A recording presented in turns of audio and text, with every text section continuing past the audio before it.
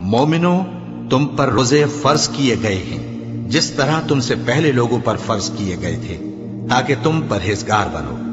روزوں کے دن گنتی کے چند روز ہیں، تو جو شخص تم میں سے بیمار ہو یا سفر میں ہو تو دوسرے دنوں میں روزوں کا شمار پورا کر لے۔ اور جو لوگ روزہ رکھنے کی طاقت رکھیں لیکن رکھیں نہیں، وہ روزے کے بدلے محتاج کو کھانا کھلا دیں۔ اور جو کوئی اپنی مرضی سے زیادہ نیکی کرے تو اس کے حق میں زیادہ اچھا ہے، اور اگر سمجھو تو روزہ رکھنا ہی تمہارے حق میں بہتر ہے۔ روزوں کا مہینہ رمضان کا مہینہ ہے، جس میں قرآن اول نازل ہوا، جو لوگوں کا رہنما ہے اور جس میں ہدایت کی کھلی نشانیاں ہیں، اور جو حق و باطل کو الگ الگ کرنے والا ہے۔ تو جو کوئی تم میں سے اس مہینے میں موجود ہو چاہیے کہ پورے مہینے کے روزے رکھے، اور جو بیمار ہو یا سفر میں ہو تو دوسرے دنوں میں روزے رکھ کر ان کا شمار پورا کر لے۔ اللہ تمہارے حق میں آسانی چاہتا ہے اور سختی نہیں چاہتا۔ اور یہ آسانی کا حکم اس لیے دیا گیا ہے کہ تم روزوں کا شمار پورا کر لو، اور اس احسان کے بدلے کہ اللہ نے تم کو ہدایت بخشی ہے، تم اس کو بزرگی سے یاد کرو اور اس کا شکر کرو۔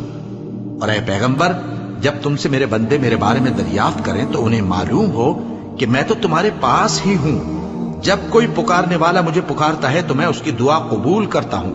تو ان کو چاہیے کہ میرے حکموں کو مانیں اور مجھ پر ایمان رکھیں تاکہ نیک رستہ پائیں۔ روزوں کی راتوں میں تمہارے لیے اپنی عورتوں کے پاس جانا جائز کر دیا گیا ہے۔ وہ تمہاری پوشاک ہیں اور تم ان کی پوشاک ہو۔ اللہ کو معلوم ہے کہ تم ان کے پاس جانے سے اپنے حق میں خیانت کرتے تھے، سو اس نے تم پر مہربانی کی اور تمہاری حرکات سے درگزر فرمائی۔ تو اب تم کو اختیار ہے کہ ان سے مباشرت کرو۔ اور اللہ نے جو چیز تمہارے لیے لکھ رکھی ہے یعنی اولاد، اس کو اللہ سے طلب کرو اور کھاؤ اور پیو، یہاں تک کہ صبح کی سفید دھاری رات کی سیاہ دھاری سے الگ نظر آنے لگے۔ پھر روزہ رکھ کر رات تک پورا کرو، اور جب تم مسجدوں میں اعتکاف بیٹھتے ہو تو ان سے مباشرت نہ کرو۔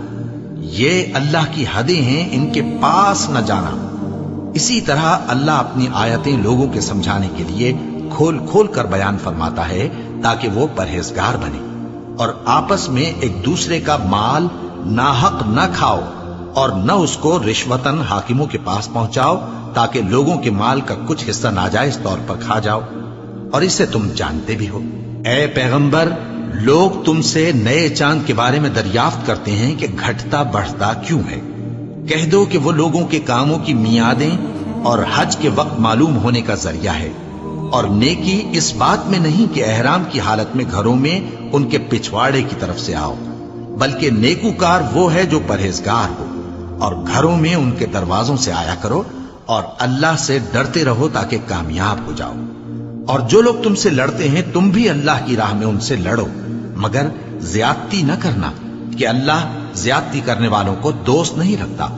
اور ان کو جہاں پاؤ قتل کر دو، اور جہاں سے انہوں نے تم کو نکالا ہے یعنی مکے سے، وہاں سے تم بھی ان کو نکال دو۔ اور دین سے گمراہ کرنے کا فساد قتل و خونریزی سے کہیں بڑھ کر ہے۔ اور جب تک وہ تم سے مسجد حرام یعنی خانہ کعبہ کے پاس نہ لڑیں، تم بھی وہاں ان سے نہ لڑنا۔ ہاں، اگر وہ تم سے لڑیں تو تم ان کو قتل کر ڈالو، کافروں کی یہی سزا ہے۔ پھر اگر وہ باز آ جائیں تو اللہ بخشنے والا ہے، رحم کرنے والا ہے۔ اور ان سے اس وقت تک لڑتے رہنا کہ فساد نابود ہو جائے اور ملک میں اللہ ہی کا دین غالب ہو جائے۔